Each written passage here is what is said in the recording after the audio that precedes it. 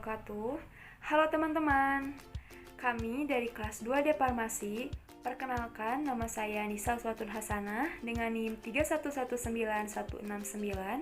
Di sebelah kanan saya ada Rifa Sofiatul Huda dengan NIM 3119204. Dan di sebelah kiri saya ada Anissa Nurmalasari dengan NIM 3119164. Pada kesempatan kali ini, kami akan mempresentasikan mengenai senyawa kodein.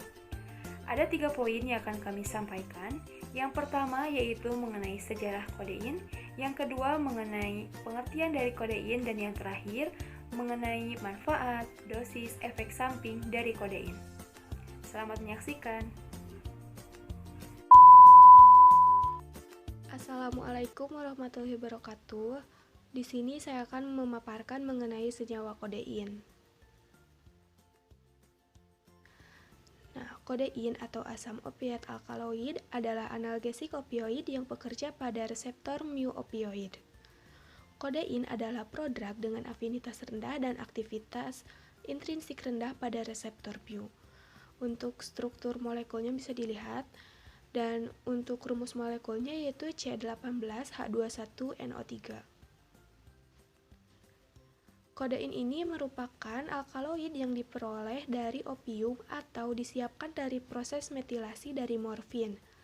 Nah, kodein ini dapat ditemukan pada penggunaan heroin ilegal, yang mana heroin ilegal ini biasanya mengandung 3 asetil kodein, kemudian di dalam tubuh akan dimetabolisme menjadi kodein.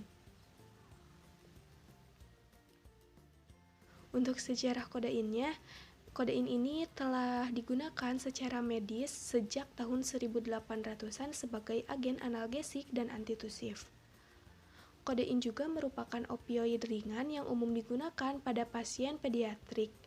Meskipun masih sedikit penelitian yang dilakukan secara metodis meneliti keamanan penggunaan kodein pada kelompok usia anak-anak. Kodein ini tetap umum diresepkan untuk anak-anak dan ibu menyusui. Bukti empiris selama abad terakhir menunjukkan adanya variabilitas dalam kemajuan kodein, dan kemajuan genom baru-baru ini telah menjelaskan mekanisme yang mengarah pada variabilitas tersebut. Nah, pada Agustus 2012, American Food and Drugs Administration mulai merevisi rekomendasinya untuk penggunaan kodein yang aman. Nah, kemudian pada 2013, mereka menetapkan bahwa kodein ini tidak boleh lagi digunakan untuk pengendalian nyeri pasca operasi pada anak-anak yang menjalani adenoidektomi dan tonsilektomi, dan memang membatasi obat ini pada populasi anak. Dan pada Juli 2013, Agenzia Italiano del Farmaco melarang penggunaan obat yang mengandung kodein untuk pasien di bawah 12 tahun dan merekomendasikan penggunaan obat secara terbatas dalam banyak situasi lain. Dan yang terakhir, pada Juli 2013, the United Kingdom Medicines and Healthcare Product Regulatory Agency atau MHRA menerbitkan pedoman untuk membatasi kodein pada pasien pediatrik dan menyatakan bahwa kodein ini tidak boleh diberikan kepada anak-anak yang mengalami gangguan pernafasan, dan dosis maksimum untuk usia 12-18 tahun adalah 240 mg. Nah, jadi gimana nih teman-teman? Kalian sudah tahu kan sekarang sejarah dari kodein? Nah di sini saya akan menjelaskan mengenai pengertian dari kodein. Maka dari itu simak videonya baik-baik ya. Meningkatnya penyalahgunaan obat-obatan, khususnya pada narkotika, memicu kewaspadaan dari berbagai pihak. Perdagangan obat terlarang ini sekarang semakin banyak dan semakin luas. Salah satu di antaranya yaitu candu terhadap tanaman Papaver somniferum Linn. Berdasarkan penelitian yang sudah dilakukan, bahwa getah dari tanaman ini mengandung senyawa alkaloid. Di antaranya yaitu ada morfin, ada kodein, nikotin, dan lain sebagainya. Nah, jadi di sini saya akan menjelaskan mengenai pengertian dari kodein. Kalian tahu gak sih apa itu kodein? Kodein ini merupakan sejenis obat yang termasuk golongan opiat, berasal dari tanaman Papaver somniferum minum, di mana obat ini biasanya digunakan untuk mengatasi nyeri dari yang sedang sampai yang berat, seperti batuk, diare, irritable bowel syndrome, dan yang lain sebagainya. Nah, biasanya pembuatan dari kodein ini berbentuk pil maupun cairan. Kodein ini merupakan produk di mana ketika dalam saluran pencernaan, kodein akan berubah menjadi zat aktifnya, yaitu morfin dan kodeina 6-glucuronida. Nah, jadi sekitar 5-10% kodein itu akan berubah menjadi morfin, sedangkan yang lainnya akan menjadi bentuk yang bebas atau terkonjugasi dan membentuk kodeina 6-glucuronida sebanyak 70%, norkodeina sebanyak 10%, dan juga hidromorfona sebanyak 1%. Nah, jadi seperti yang sudah kita ketahui bahwa kodein ini merupakan salah satu jenis obat yang dapat menyebabkan kecanduan. Apabila penggunaannya tidak benar dan juga berlebihan, maka akan mengakibatkan depresi pada pernapasan bahkan sampai kematian. Maka dari itu, kita harus menggunakannya sesuai dengan syarat dan ketentuan yang sudah ditentukan. Halo guys, Assalamualaikum warahmatullahi wabarakatuh. Perkenalkan, nama saya Rifa Sofiatul Huda dari kelas 2D. Di sini saya akan menjelaskan tentang manfaat, dosis, dan efek samping dari kodein. Kira-kira apa ya manfaat dari kodein? Nah, sedikit kembali ke masa lalu, ke sejarah. Pada tahun 1800-an, kodein merupakan obat antitusif dan analgesik. Nah, obat ini merupakan golongan opioid ringan yang umum digunakan pada pasien pediatrik.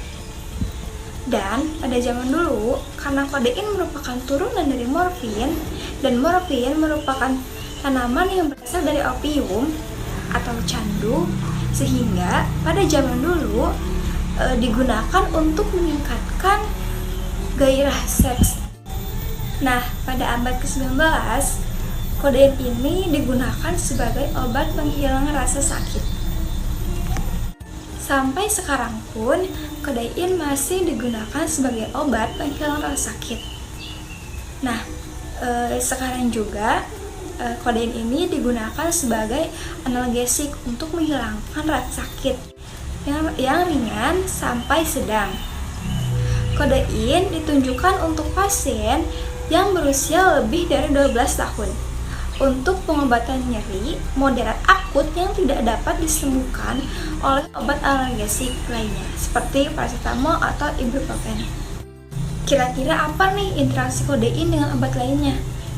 Nah, berikut saya akan jelaskan. Yang pertama, menimbulkan efek samping yang berpotensi fatal jika dikonsumsi bersama dengan obat penghambat enzim atau monoamin oksidase inhibitor. Dan yang kedua, meningkatkan efek samping depresi sistem pernapasan jika digunakan dengan obat-obatan anestesi atau antihistamin. Dan yang ketiga, meningkatkan resiko terjadinya konstipasi jika dikonsumsi bersama obat golongan antikolinergik dan antidiaretik. Dan memiliki efek berlawanan jika kodein dikonsumsi bersama domperidon dan metoclopramid. Nah, kira-kira berapa sih dosis yang digunakan untuk kodein ini? Nah, pada zaman dulu diberikan pada umur yang lebih dari 12 tahun. Nah, sekarang untuk meredakan nyeri, dosis kodein adalah 30 mg oral melalui suntikan atau infus setiap 6 jam atau seperlunya. Untuk mengatasi batuk, dosis kodein adalah 15 mg oral setiap 6 jam seperlunya, mungkin bertambah menjadi 20 mg setiap 4 jam, dosis maksimal dari obat kodein. Nah, bagaimana sih dosis kodein untuk anak-anak? Nah, untuk mengatasi batuk pada anak-anak, dosis kodein adalah 2-6 tahun, yaitu 2,5 sampai mg oral setiap 4-6 jam, maksimal 30 mg per hari. Yang kedua, 6-12 tahun, yaitu 5-10 mg oral setiap 4-6 jam, maksimal 60 mg per hari. Untuk mengatasi nyeri pada anak-anak, dosis kodein adalah 1 tahun ke atas, yaitu 0,5 mg atau 15 mg per M2 oral, IM atau di bawah kulit setiap 4-6 jam seperlunya.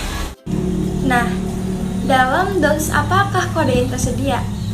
Ketersediaan obat kodein adalah kodein bubuk, kodein tablet 15 mg, 30 mg, 60 mg.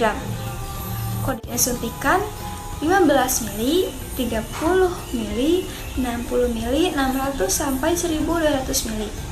Dan kodein larutan 3-15 mg atau 5 ml. Kira-kira apa sih efek samping pengguna kodein? Nah, kodein dapat memperlambat atau menghentikan pernafasan dan mungkin menyebabkan kecanduan. Penyalahgunaan obat ini dapat menyebabkan kecanduan overdosis atau kematian, terutama pada anak atau orang lain yang menggunakan obat tanpa resep. Kodein tidak boleh digunakan untuk siapapun yang berusia di bawah 18 tahun. Mengkonsumsi kodein selama kehamilan dapat menyebabkan gejala sakau yang dapat mengancam jiwa pada bayi baru lahir. Efek samping yang fatal dapat terjadi jika kita menggunakan kodein bersama dengan alkohol atau dengan obat lain yang menyebabkan kantuk atau memperlambat pernapasan. Beberapa obat-obatan dapat berinteraksi dengan kodein dan menyebabkan kondisi serius yang disebut sindrom serotonin seperti agitasi, halusinasi, demam, berkeringat, menggigil, denyut jantung cepat, kekakuan otot, berkedut, kehilangan koordinasi, mual, muntah, dan diare. Sekian dari saya, semoga bermanfaat. Wassalamualaikum warahmatullahi wabarakatuh.